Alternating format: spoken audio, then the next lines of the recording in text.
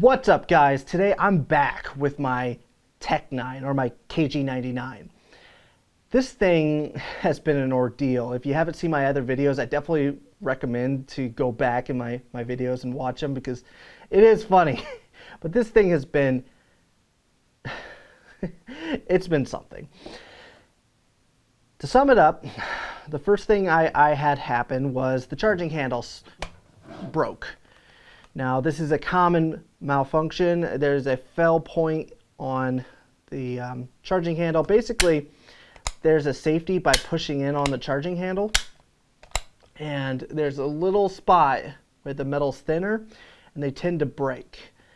So I had that break on me, and come to find out that the springs were worn out on this gun, and the buffer wasn't even correct. So I got that replaced. Then the magazines wouldn't seat. Now, learning experience. Whenever a magazine doesn't seat properly, how I've always instinctively addressed that is by smacking it. You don't want to do that on this gun because these magazines are so poorly constructed. Weirdly enough, they're triangular. I don't really know why, but they're triangular. But these feed lips are very thin metal. So as you're like hitting it up, it's hitting the bottom of the bolt and bending. Today we were able to bend them and get the gun to somewhat work. As you can see, I can insert the magazine. I'm very gentle. I just kind of push it in until it clicks. Insert joke. But now it seems to work. Ish. I mean, before it wouldn't, it would jam pretty much every single time. You'd fire, bang, and then look, and there was a jam. My favorite jam, I made a short about it, was I had 3 live rounds and a spent casing, all trying to feed at the same time. Every time this thing jams, you will have a spent casing and at least 1 live round. There's been some hilarious jams with this thing where it'll, what I call Tokyo drift and go in sideways. I've had shell casings that were trying to extract, literally spin around and then get stuck in front of the bolt face the wrong direction. This and this is the improvement. Before that, the extractor was popping out of its detent, and when it would feed a live round, instead of the round being hooked behind the extractor, it would be on top of it. So the firing pin would never make contact with the primer. And that's when I sent it to the gunsmith for the second time. We got it fixed. He had basically a TEC9 parts kit because it was a broken gun. Beyond any kind of repair. So little by little we were finding what parts were okay to put into this gun. And this is the best that we could come up with. Is a gun that shoots maybe about 4 rounds before a jam. So let's do a point of view what it's like to shoot a TEC9, jams and all. Zoom in so I can see the sights a little better. All right.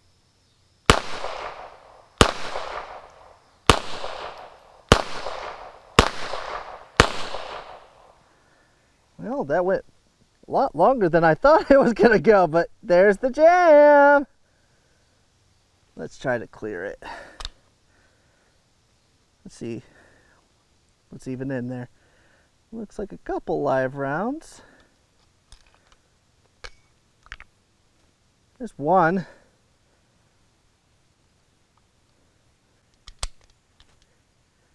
There.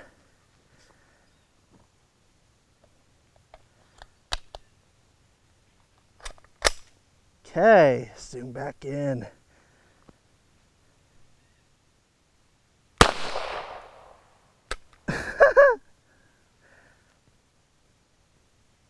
Wrong direction, buddy!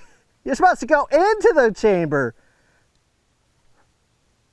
You're trying to eject before you need to. Silly goose. All right. Zoom in. Whee! Okay. Yeah, it didn't feel like it. It's trying. Oh, okay, so this is what we call a Tokyo drift. Because if you look in there, I fell out. Damn, it went in sideways basically. So let's see if I can get this last bullet to go. Because it's the one Tula bullet I have left. I just randomly found it. Come on, camera.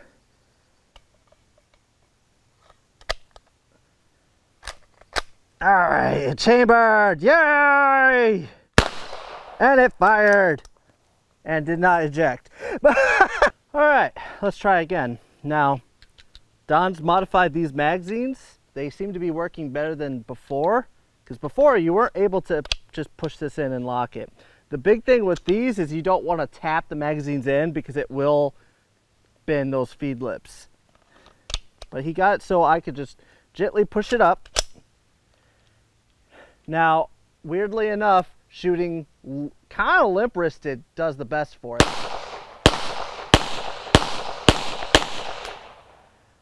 Not saying it's perfect, but it's consistently doing better than it was. Is there? Yep, there's a live round in there. Every time there's a jab, it's like a failure to eject while it's feeding. There's your squishy bullet. Some reloader's gonna come out here and see this and be like, damn it, I can't reload that.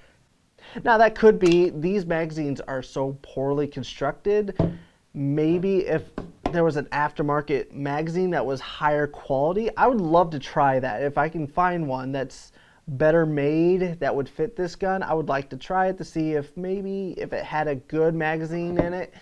After you replace a shit ton of parts in the upper receiver, maybe it might actually work as a gun. Maybe, I don't know.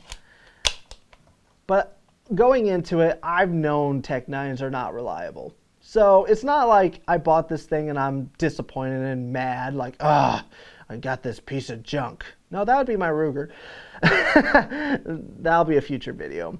But no, like, I knew what I was getting into, but they're so cool. I've seen them in movies. Archer, the animated series, I love that show. And Lana had 2 of these, which I thought was hilarious that they work flawlessly in the show, but in reality, I can't get it to go through a magazine. Hell, for the longest time, I couldn't get through a box of ammo without something breaking or something failing. But once I learned, you gently put the magazines in, gotta make sure those feed lips fit into the bolt area correctly. Once I figured that out, replaced a whole bunch of parts, it does fire. That's kind of the nicest thing I could say about it. Other than it looks fucking cool. Like, come on. The TEC9 just looks cool. And in my opinion, for kind of a junk gun, it feels good in the hands. I actually like how it feels. It's got a terrible trigger on it. Like, not as bad as some junk guns I've fired, but there is a long length of travel. But anyways, I thought I'd give you that update that, you know, I kind of have this gun repaired-ish. It's nothing that I would trust, but, you know, on a side note, I always thought it was interesting the rapper went by TEC9 and wasn't ashamed of that. Like, I wouldn't want to be associated with this gun. But, you know, his jams hit hard and so did this gun. I don't know. But, you know, if I was a rapper, I'd want to be, like, called Glock 18 or something. I don't know. I wouldn't want to be associated with this piece of shit. It's cool, and it would be really even cooler if a company would come out and make this correctly. Like, redesign it. Because this was a open bolt machine gun originally. Not this particular one, but this design was an open bolt machine gun, and that's what it was designed around. A lot of guns, when you try to transition them from open to closed bolt, just don't make the transition. And this is probably a very good example of that.